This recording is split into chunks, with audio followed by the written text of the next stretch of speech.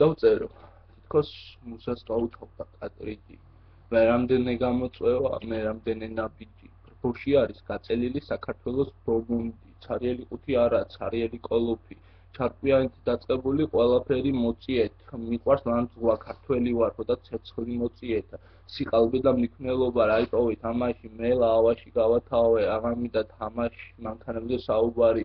Ragze ცხვირი მიუდო, ან ნაშებზე ჰიპერბოლა ჩაუტარა ძიუდო. გეი არ ვარ და თუ გნებავთ, შეამოწმეთ ფალოსი, ნაშები მყავს დაგდებული მთელი მონტე-კარლოსი.